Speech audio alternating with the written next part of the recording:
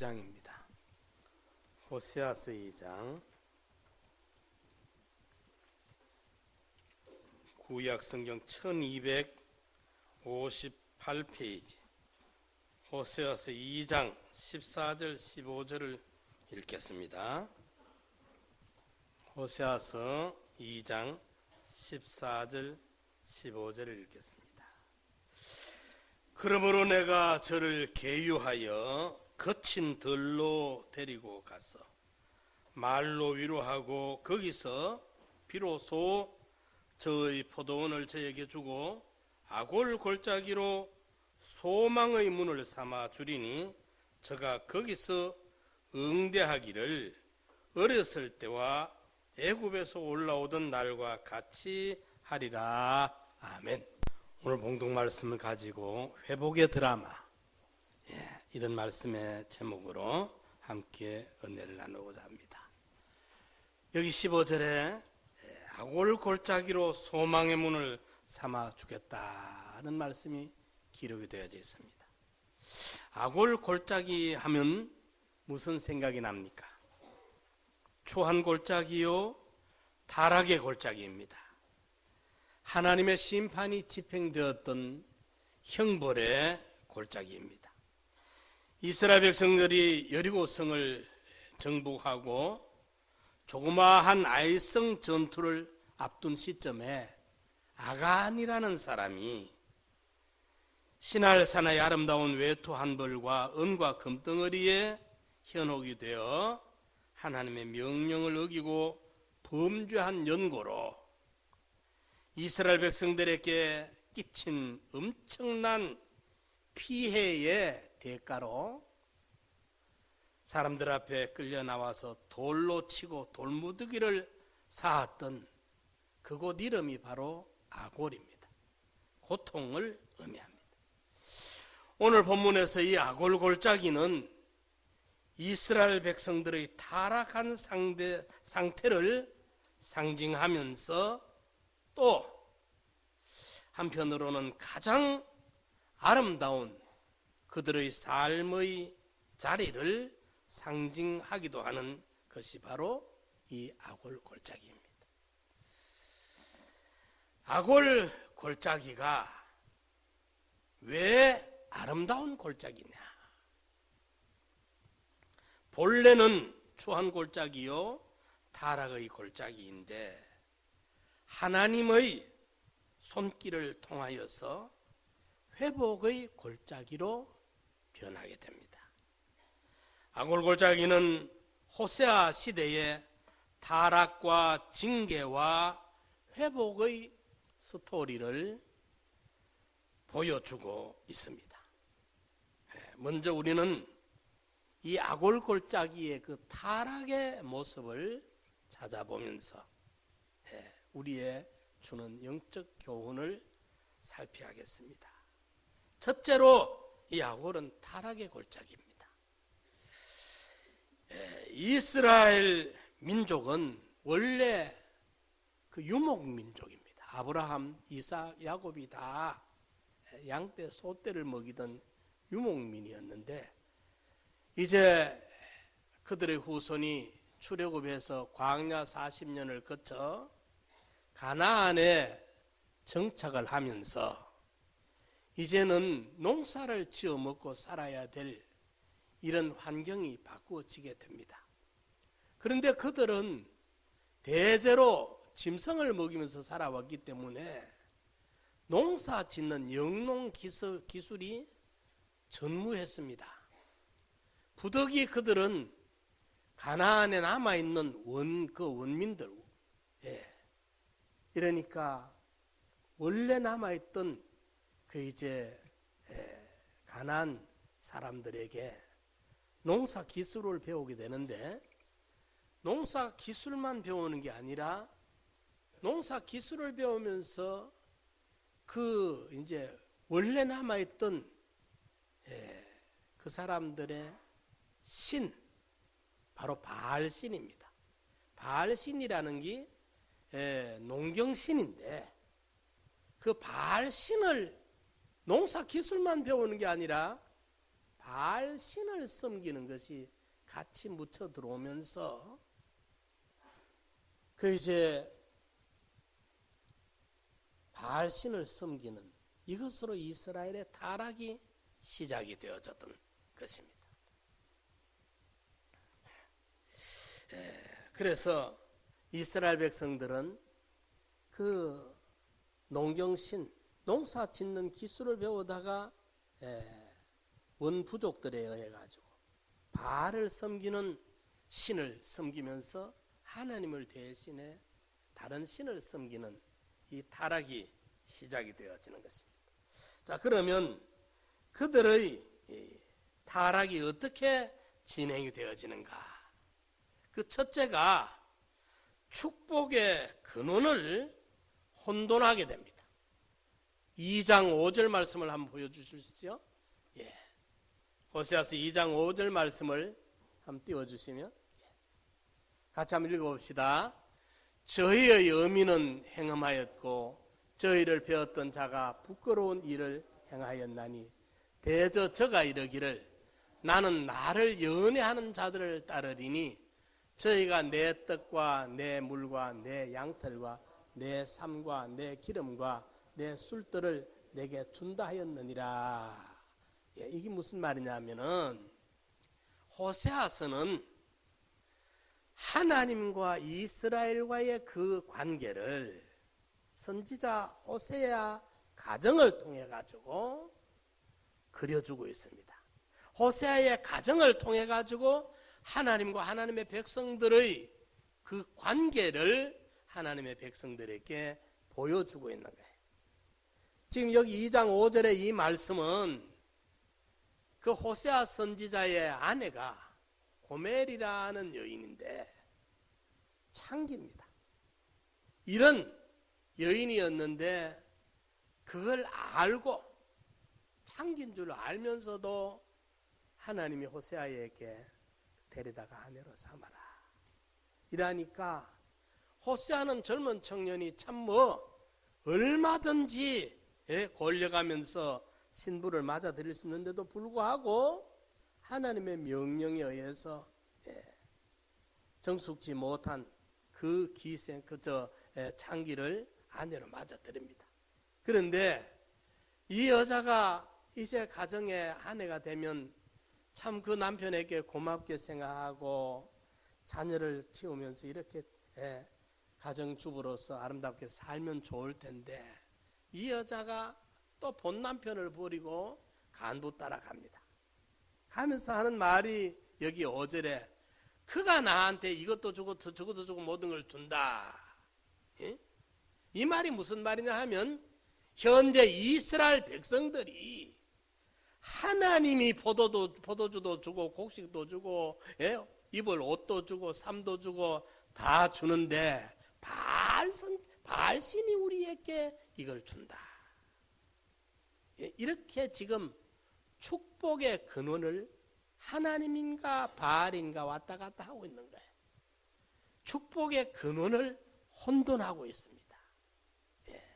자, 이 이야기를 호세아 가정 이야기가 아니라 호세아 시대 이스라엘 백성들과 하나님과의 관계의 이야기로 들어야 되고 호세아 시대 하나님과 이스라엘 백성들의 관계 이야기를 오늘 이 시대를 살아가는 우리들의 이야기로 조명을 해봐야 됩니다. 이 이야기가 바로 내 이야기, 우리들의 이야기가 아닌가. 우리가 이 축복의 근원을 혼돈하고 있지 않느냐. 하나님이 내 생사화복의 주권자다. 딱 결정을 짓고 믿음으로 살아야 될 성도들이 왔다 갔다 하는 거예요. 직장이, 삶의 어떤 사업이, 이런저런 인간이 그 무엇이 하나님이 하는 다른 것이 하나님 자리를 대신하고 있다는 것입니다. 축복의 근원을 혼돈하고 있는 이것이 타락의 시작입니다. 그 다음에 한 단계 더 나아가면 2장 8절 말씀을 한번 보겠습니다. 2장 8절 같이 읽읍시다. 곡식과 새 포도주와 기름은 내가 저에게 준 것이요 저희가 바알을 위하여 쓴 은과 금도 내가 저에게 더하여 준 것이오늘 저가 알지 못하도다. 이 말씀은 지금 하나님이 하고 계시는 말씀입니다. 예? 포도주도 어복도 양식도 은과 금도 내가 줬는데 바알이 줬다고 말한다. 이제 축복의 근원을 혼돈하다가 축복의 근원 대신 하나님을 가마득히 잊어버리는 망각을 합니다. 이렇게 하나님과 멀어지게 됩니다. 예. 이것이 두 번째 타락의 순서입니다. 예. 축복의 근원을 하나님께로부터 바알신으로 옮겨갔던 것입니다. 예. 축복의 근원을 혼돈한 이것이 타락의 시작이고 한 단계 더 나아가면 축복의 근원 대신 하나님을 까마득히 망각해버립니다. 이게 타락이 한 자국 더 짙어지는 거예요. 그 다음 단계가 어찌 되는가 봅시다. 2장 13절 말씀입니다. 2장 13절에 같이 한번 읽어봅시다. 2장 13절 같이 한번 읽어봅시다. 저가 귀고리와 폐물로 장식하고 그 연애하는 자를 따라가서 나를 잊어버리고 향을 살라 바알들을 섬긴 시인을 따라 내가 저에게 벌을 주리라 나 여호와의 말이니라. 저가 고멜이 말입니다. 본 남편 호세아를 두고 저가 간부를 따라가가지고 이 무슨 말이냐면 이제는 사랑의 대상을 완전히 바꿔버립니다. 섬김의 대상을 바꿔버립니다. 하나님이 아닌 세상 그 무엇을 사랑하고 그 무엇을 섬기고 그 무엇을 의지하고 그 무엇을 절대적으로 신뢰하고 이것이 이제 타락의 결과입니다. 세 번째 단계입니다. 사랑하는 남편을 떠나서 불의한 사랑을 따라간 이 여인의 비극은 이스라엘 백성들의 비극이었을 뿐만 아니라 오늘 현대인들의 오늘 이 시대를 살아가는 우리 그리스도인들의 비극이 되고 있는 것입니다. 타락의 순서 세 가지를 기억합시다. 축복의 근원을 혼돈하고 축복의 근원을 가마득히 망각해버리고 이제는 사랑의 대상을 하나님 아닌 다른 것으로 하나님 자리에 바꿔치기 하는 이것이 호세아 시대의 타락의 그 실상이고 오늘 이 시대에도 믿는다고 하면서 이렇게 세상으로 빠져들어가고 있고 하나님을 진노케 하고 있는 모습들을 우리가 읽어야 됩니다. 발견해야 됩니다. 자, 그러면 우리의 삶의 근원이요 축복의 근원이요 우리의 존재의 근원을 망각한 채 하나님이 아닌 다른 대상으로 모든 필요를 구하고 공급받으려고 하는 이 시대 현대인들의 타락한 모습이 바로 호세아의 아내 고멜의 모습과 조금도 다른 것이 없기 때문입니다. 여기 아골골짜기를 방황하는 인생들의 방황은 오늘 또 계속되고 있습니다. 아골골짜기는 타락의 골짜기입니다. 이제 두 번째로 이 아골골짜기는 징계의 골짜기가 됩니다. 타락의 골짜기인 동시에 이 골짜기는 징계의 골짜기입니다. 이스라엘 백성들을 이 모습 이대로 버려둘 수 없는 하나님입니다. 그렇죠? 타락해버린 이스라엘을 그냥 하나님이 포기해버리고 던져버리면 되는데 사랑 때문에 하나님은 포기할 수가 없습니다. 그래서 부득이 하나님은 징계의 메초리를 들 수밖에 없는 것입니다. 히브리서 12장 8절에 보면은 히브리서 12장은 징계의 장이라고 하는데 징계가 없으면 사생하라 그랬어요. 사랑하기 때문에 하나님은 메추리를 들 수밖에 없는 것입니다. 우리가 삶의 자리에서 하나님의 징계의 순서를 만날 때 우리는 오히려 하나님께 찬양해야 됩니다. 그래도 하나님이 나를 포기하지는 않으셨구나. 하나님이 나를 망각하고 계시지는 아니하시구나. 감사해야 돼. 자, 그러면 하나님의 징계는 어떤 순서로 우리에게 나타나는가? 그 첫째가 장애물로 우리를 체험하게 합니다. 2장 6절 말씀을 한번 봅시다. 2장 6절의 말씀입니다. 2장 6절을 한번 띄워주세요. 같이 한번 읽어봅시다. 시작. 그러므로 내가 가시로 그 길을 막으며 담을 쌓아 저로 그 길을 찾지 못하게 한다. 우리 성도들이 삶의 자리에 가시가 나를 가로막고 내 가는 앞길에 벽이 담이 앞을 막을 때 우리는 원망불평하기보다 하나님께 감사해야 됩니다. 하나님께 찬양해야 됩니다. 발람이 발락의 제안을 받아 갈 때 말입니다. 그 짐승은 말은 그걸 깨닫는데 발람 선지자는 너무 어두우니까 깨닫지 못했지 않습니까? 우리 앞길에 가시와 담으로 막을 때 하나님이 내게 징계하시는구나. 그런데 예수 믿는 사람들이 계명을 어기고 믿음을 떠나 사는데도 앞길이 대로처럼 확 열리면 그거는 저주입니다. 그걸 좋아하면 안 됩니다. 그건 하나님이 유기해버린 것입니다. 그렇기 때문에 가시와 담으로 막거든 하나님이 나를 사랑으로 경고하시는구나. 그 경고음을 들어야 돼요. 신호음을 들을 줄 알아야 돼요. 안전수칙을 우리가 지켜야 됩니다. 안전수칙을 지키면 가스 폭발하는 이런 사고들이 안 일어납니다. 사람들이 그 부분에 사람들이 어두워요. 그걸 소홀히 하다가 그만 낭파를 당합니다. 그거 하다가 폭발돼서 사람 몇이 죽어보면 사업하는 사람들의 사폭상 망합니다. 그렇잖아요. 사전에 안전수칙을 지키고 경고의 신호를 민감하게 들어야 돼. 이러니까 우리가 영적으로도 이 경고의 신호를 듣는 귀가 민감해야 돼. 하나님이 가시와 담으로 막거든. 얼른 깨달아야 돼.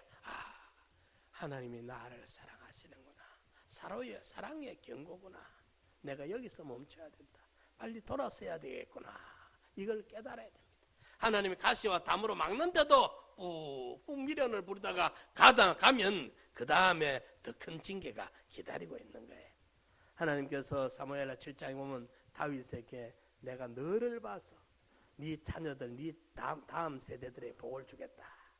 네 자녀들이 잘못된 길로 가면, 엇길로 가면 사람 막대기와 인생 가시로 막아서라도 내가 너를 보호하겠다.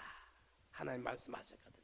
사랑하는 자들에게는 이런 징계가 있어요. 그럴 때 얼른 깨닫고 돌아서야 되는 것입니다. 그런데 이 하나님의 징계도 하나님의 이 가시와 담을 막는 것을 외면하고 미련을 부리면 안 돼. 고집을 부리면 안 됩니다.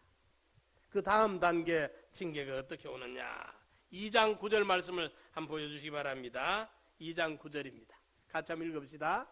그러므로 그 시절에 내가 내 곡식을 도로 찾으며 그 시기에 내가 내 새 포도주를 도로 찾으며 또 저희 벌거벗은 몸을 가려울 내 양털과 내 삶을 빼앗으리라. 어보고 말이죠.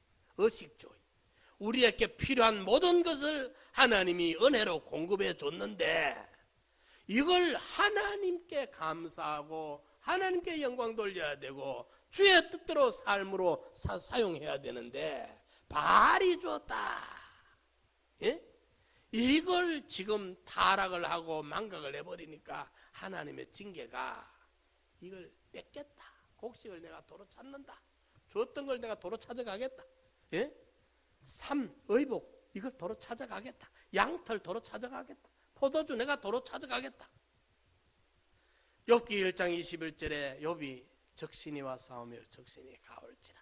주신 자도 여호와시오 취하실 자도 여호와시니. 예? 주신 분도 하나님이고 그 가져가실 분도 하나님이다. 욥이 그래 고백하지 않습니까?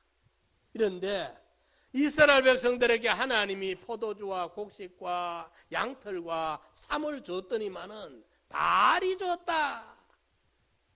그리고 바알 사랑하는 데에 여기에 연지 찍고 건지 찍고 화장하고 바알 눈에 잘 보이려고 이렇게 간부 눈에 잘 보이려고 순전히 이렇게 영적 간음을 하고 세상과 짝대어서 이렇게 사니까 하나님이 줬던 것을 빼앗겠다. 사랑하는 성도 여러분, 여러분들의 인생길에 상실의 체험을 하게 되거들랑 재빠르게 깨닫고 돌아서십시오. 내가 사랑하는 최고로 하나님 대신 하나님과 맞먹을 만큼은 사랑하는 어떤 사람은 자식을 하나님 앞에 우상으로 키우는 사람이 있어요. 하나님이 뺏어갑니다. 자식을 뺏어갈 수도 있어요. 남편을 하나님 대신 사랑하는 사람, 남편을 뺏어갈 수 있습니다.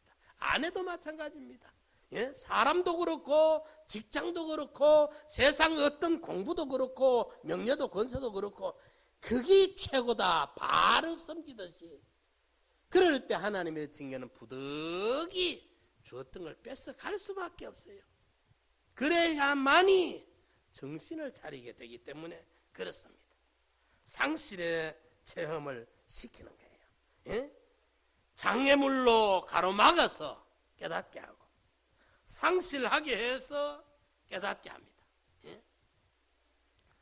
이럴 때에 이제 주셨던 분이 누구인지를 네가 바로 알아라. 응? 그리고 삶의 자리에 제대로 서라. 그리고 나와의 관계를 회복하자. 이것이 징계의 목적입니다. 빨리 깨달아가지고 하나님 앞으로 나오라고. 그래야 영생의 구원을 이루고 영원히 하나님의 사랑의 대상으로 복락을 누리게 되는데 구원 이루려 기회에 눈이 어두워 세상과 짝 달라붙어가지고 영생의 구원을 다 팽개치고 있으니까 부득이 하나님이 징계의 메초리를 듣지 아니할 수가 없더라 그 말입니다. 징계의 첫 순서가 가시와 담으로 막습니다. 형통을 불통으로 막습니다. 그래도 깨닫지 못하면 예? 하나님이 주셨던 것들을 상실하도록 잃어버리도록 뺏어갑니다. 도로 찾아갑니다. 그 다음에 세 번째 징계 순서가 무엇이냐? 수치를 당하기. 2장 10절 말씀 봅시다. 2장 10절 말씀. 우리 같이 읽습니다. 이제 내가 그 수치를 그 연애하는 자의 눈앞에 드러내리니 저를 내 손에서 건져낼 사람이 없으리라. 하나님이 수치를 주도록 그 자기가 가장 사랑하는 사람 그 앞에서 부끄러움을 당하도록 만들겠다. 이게 하나님의 징계입니다. 정말 이걸 경험을 해본 분들은 이 오묘하다는 걸 깨달을 겁니다. 하나님의 징계의 순서가 이렇게 나갑니다. 가시와 담으로 막을 때 빨리 돌아오지 아니하면 하나님이 주었던 것을 하나하나 거두어 갑니다. 뺏어갑니다. 상실의 체험을 하게 하고 그래도 깨닫지 못하면 이제 하나님이 그 연애하는 사람 앞에서 부끄러움을 당하도록 수치를 당하도록 멸시와 조롱거리가 되도록 하신다. 이제 징계의 세 번째 단계입니다.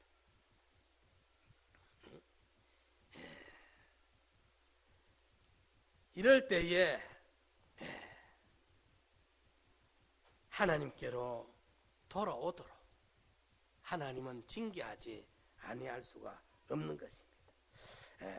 우리 인생을 향하신 하나님의 최대의 심판은 유기해버리는 겁니다. 손을 떼버리는 겁니다. 말라기 선지자 때 그 많은 이사야를 예레미야를 에스겔을 수많은 선지자를 보내서 돌아오면 나도 돌아가마 우리 만나자. 마지막 말라기 선지자를 통해서도 돌아오느라, 돌아오면 나도 돌아간다, 나와 너희들 만나면 다 해결되지 않느냐, 돌아오라 돌아오라. 아무리 하나님이 애달프게 선지자를 보내어서 돌아오래도 끝내 하나님을 배반하니까 하나님이 말라기 이후로 세례 요한까지 400년 동안 하나님이 선지자를 걷어버립니다. 이게 최대의 저주입니다. 하나님의 이 징계에 골짜기에서 빨리 우리는 깨닫고 돌아서는 성도들이 되시기 바랍니다. 세 번째로 이 아골은 회복의 골짜기입니다.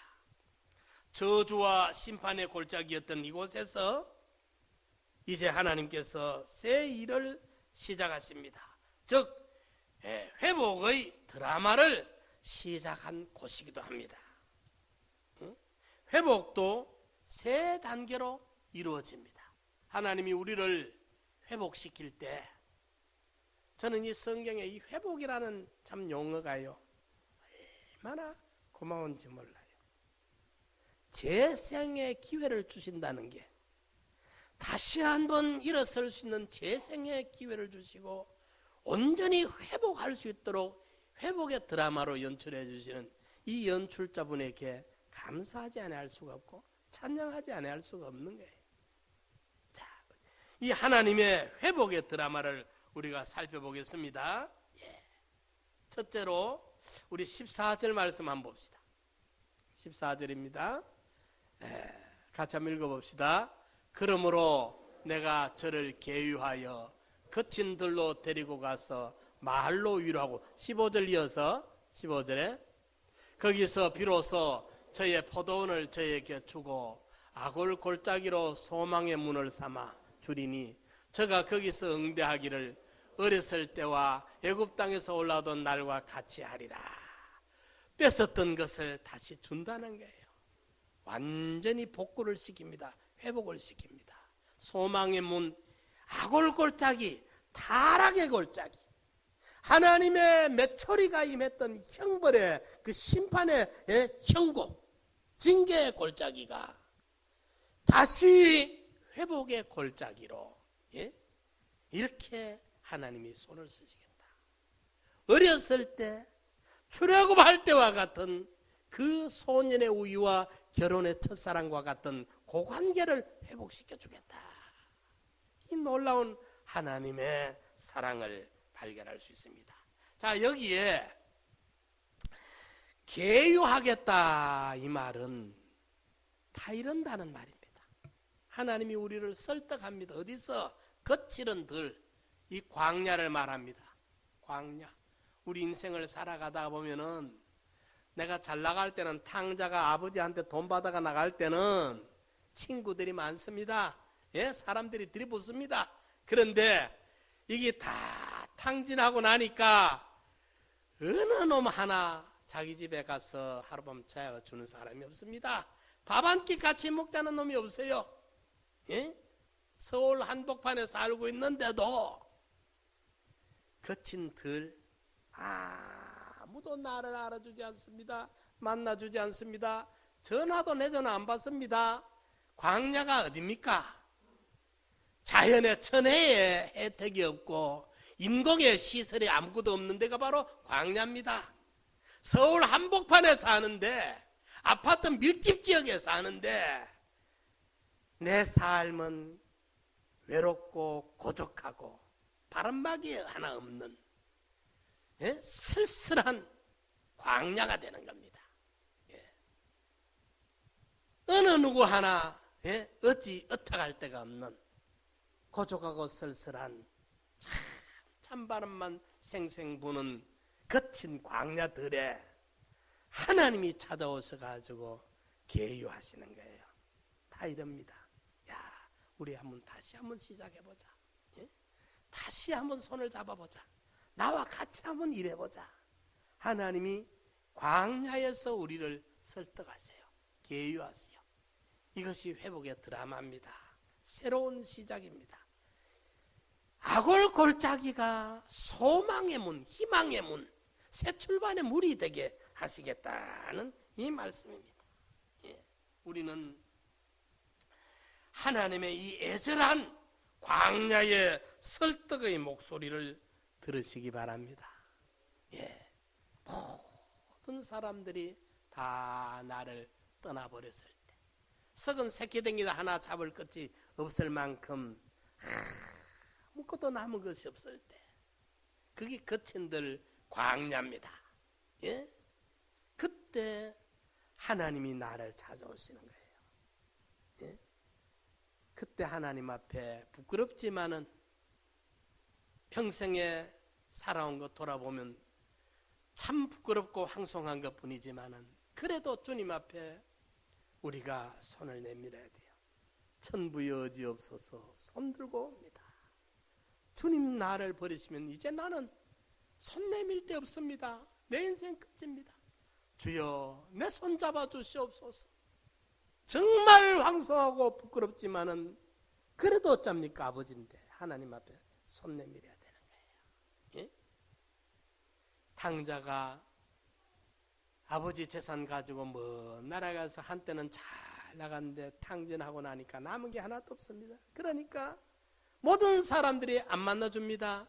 갈 곳이 돼지우리밖에 없습니다. 먹을 것이 돼지 먹는 사료밖에 없습니다. 쥐염열매밖에 없습니다. 그나마 배를 채우지 못합니다. 흉년은 심해집니다. 견뎌낼 수가 없습니다. 그때 떠오르는 생각이 내가 왜 이래 생고생을 하고 있노?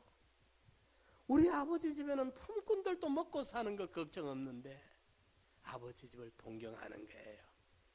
에라 모르겠다. 아버지께로 돌아가자. 아버지께로 돌아갈 참 용기가 대단한 거예요. 내가 아버지께 가서 이렇게 말하리라. 아버지야, 내가 하늘과 아버지께 죄를 얻어 싸우니 이제는 아버지의 아들이라는 이름을 들을 수 없습니다. 품꾼의 하나로라도 받아주소서 하리라 하고 돌아갑니다. 그런데 여러분 놀라운 거는요, 이 아들이 오니까 아버지가 멀리서 알아보고 달려 나옵니다. 목을 껴안습니다. 입을 맞춥니다. 그러니까 이 아들이 옛날에 아버지를 이해 못했던, 아버지 사랑을 몰랐던, 아버지는 나를 이렇게까지 사랑했는데 내가 이 사랑을 모르고 아버지 배반하고 등 돌리고 아버지 떠났던 게 죄스럽고 황송스러워서 눈물이 더 납니다. 예? 그래서 말합니다. 아버지요, 내가 하늘과 아버지께 죄를 얻어사오니 이제는. 그런데 아버지가 더 말 못하도록 입을 막아버립니다. 안 해도 돼. 더 말을 하지 마. 필요 없어. 돌아온 거로 고마워. 돌아와 줘서 고맙다 내 아들아. 아들이 그 다음 말을 못하도록 입을 막아버리는 거예요. 예? 하늘과 아버지께 죄를 얻어 사오니 아버지의 아들이라 일컬음을 받지 못합니다. 이 소리를 못하도록 입을 막아버려. 안 해도 돼. 아버지의 사랑이 그렇습니다. 하나님의 사랑이 오늘 저와 여러분들을 향하여 이렇습니다. 돌아만 와주라는 겁니다. 돌아만 오라고. 어서 돌아오, 어서 돌아마노,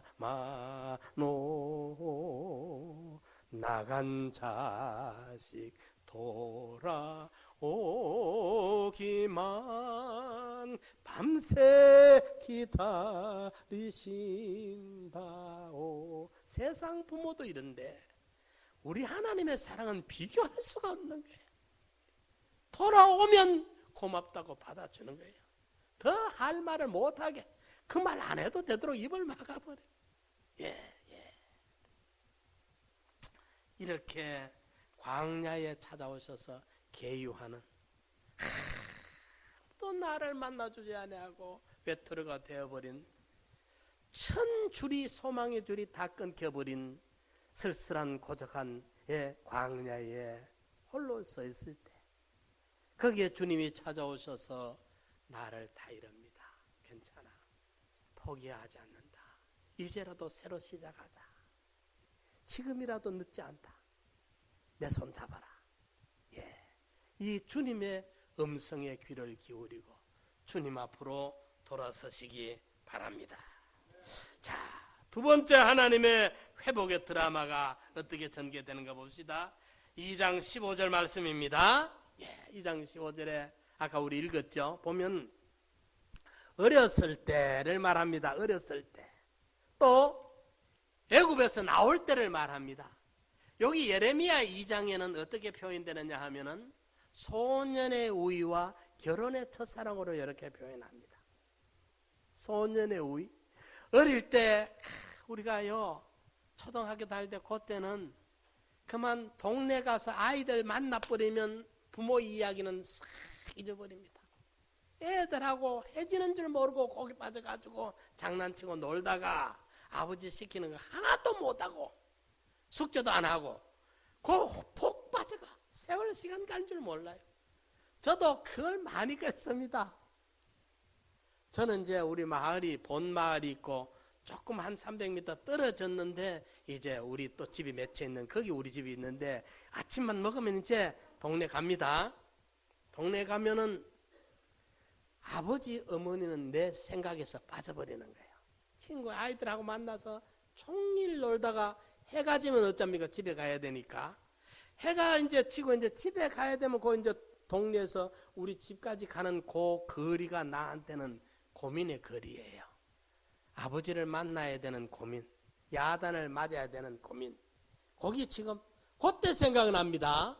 그 전까지는 생각이 가마득이 전혀 안 나요. 거기 소년들의 그 생활이라. 그 만나보면 그렇게 재미가 있어.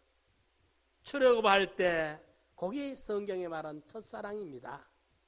이스라엘은 하나님만 바라보고 하나님은 이스라엘을 전적 책임져줘서 낮에는 구름기도로 막아주시고 밤에 추위는 불기둥으로 막아주시고 곡식 못하는 거기에 만나를 한 끼도 안 빼고 먹여주시고 사막에 생수를 터뜨려서 이스라엘에게 생수가 흘러 넘치게 만드시고 고기 먹고 싶을 때는 메추라기를 보내가 먹여주시고 이렇게 알뜰살뜰하게 찰나도 놓치지 않고 지키시고 보호해 주시고 책임져 주시던 그 관계, 첫사랑, 그걸 추억하자. 너희를 위해서 내가 추억한다. 그래 말씀하시는 거예요. 회복을 말합니다. 사랑의 회복을 하나님이 이렇게 원하고 계시는 것입니다. 교제의 회복을 주님이 원하고 계시는 것입니다.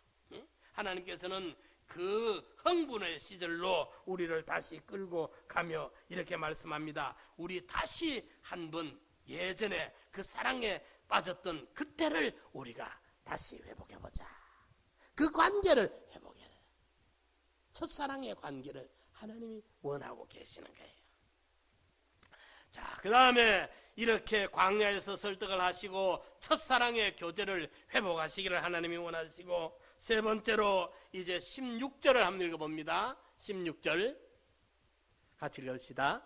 여호와께서 이르시되 그날에 네가 나를 내 남편이라 일컫고 다시는 내 바알이라 일컫지 아니하리라. 부부관계의 완전 회복이 되도록 이게 이제 그날에 하나님이 광야에서 계유하고 설득해가지고 처음 사랑으로 회복하는 교제 회복을 하게 할 때에 하나님이 우리를 회복시킬 때에 그때에 이제 그 고멜이 본 남편 떠나 간부가 낳았다고 떠나갔던 그 여자가 그때서 돌아와가지고 이제 하나님이 참 내게 참 하나님이다. 내 남편이 낫다. 바알신에게 속았다. 이제 깨닫게 된다는 거예요. 완전한 회복. 여기에 18절, 20절 계속 보면 더 그것을 말합니다. 그때 하나님이 내가 네게 장가 들리라. 세상 육체를 가진 신랑이 신부에게 정력적으로 시집 장가 간다는 그 말이 아닙니다. 하나님이 우리를 이렇게 진실하게 내가 장가를 들리라. 하나님은 신랑으로서 우리를 완전하게 책임져 주시고 영원히 쾌락을 동거동행을 같이 하시는 고아락을 같이 하는 이 관계 회복을 완전히 시켜 주시리라. 이것을 말씀을 하셨던 것입니다.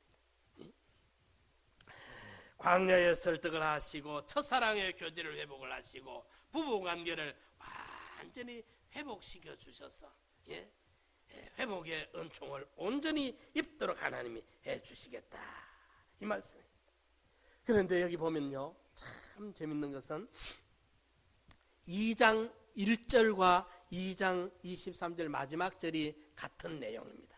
2장 1절에 보면 너희 형제에게는 암미라 하고 너희 자매에게는 루하마라 하라. 1장에 하나님이 호세아가 아이를 낳았을 때에 이스라엘이라, 두 번째 이제 아들 낳을 때 로루하마라, 세 번째 딸을 낳았을 때 로암미라 이랬어요. 이스라엘이라 말은 내가 흩어버렸다 말이고, 로루하마라 할 때는 내가 긍휼히 여기지 않는다 말이고, 로암미라, 로라 말은 노입니다. 영어로 노. 예, 여기에 로루하마, 로암미. 영어로 노와 똑같은 의미입니다. 내가 긍휼히 여기지 않겠다. 내가 내 백성이 이제 아니다. 이랬는데 2장 1절에 내 백성으로 삼겠다. 내가 긍휼히 여기겠다. 이 말입니다. 그런데 23절에 가서 보면은 이렇게 말합니다. 내가 나를 위하여 저를 이 땅에 심고 긍휼히 여김을 받지 못하였던 자를, 로루하마를 긍휼히 여기며 루하마로 삼고, 그 말입니다. 긍휼히 여기며 내 백성이 아니었던 로암미를 향하여 이러기를 너는 압니다. 내 백성이다. 1절과 같은 내용이요.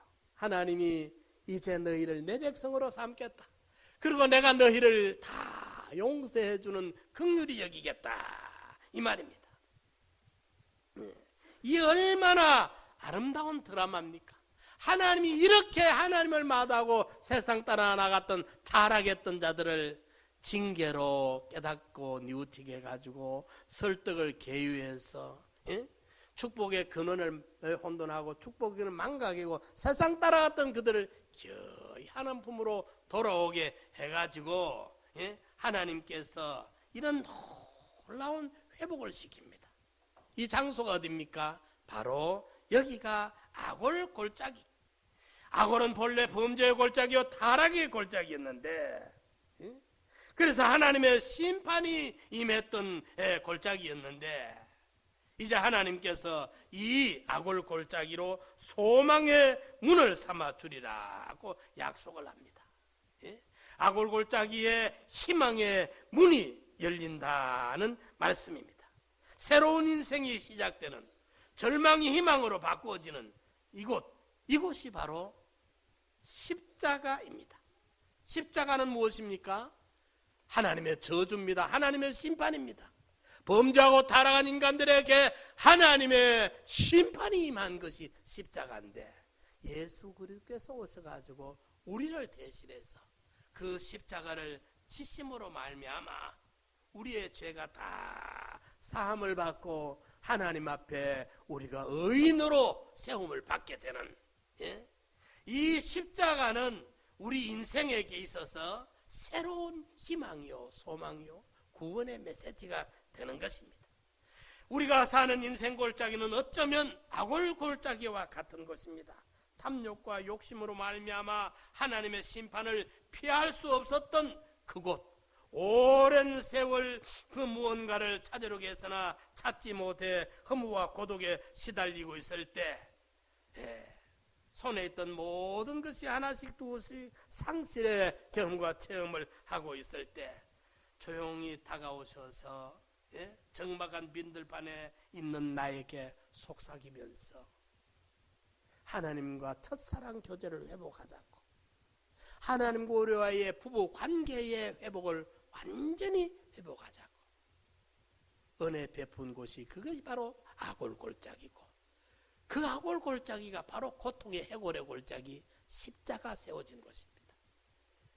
사랑하는 성도 여러분, 우리 인생길에 어떤 타락의 지점이 있을지라도, 또는 타락의 지점에서 징계의 지점에 옮겼을지라도 하나님 품으로 돌아오기만 하면 하나님의 한없는 긍휼이 로루하마를 루하마로 받아주시고, 로암미 내 백성이 아니었다가 암미로 내 백성이다. 흩어버렸던 이스라엘을 이스라엘로 내가 다스리마, 내가 책임지고 내가 통치하마.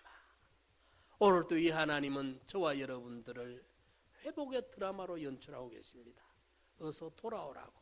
돌아오기만 하면 모든 것을 우리에게 복구시키고 회복시켜서 충만하게 베풀려고 사랑의 하나님이 저와 여러분들을 기다리십니다. 주님께로 돌아오시기 바랍니다. 우리 같이 한번 통성으로 기도드립시다. 주님 고맙습니다. 주님 감사합니다. 본 남편을 버리고 간부 따라갔던, 하나님을 버리고 바알을 섬겼던, 세상을 따겠던 우리를 버리지 않아 찾아주신 주, 이제라도 주님 앞에 손들고 나옵니다. 주여 받아주시옵소서. 한없는 긍휼과 인자를 베풀어 주옵소서. 십자가 무한한 사랑의 십자가, 그 십자가의 사랑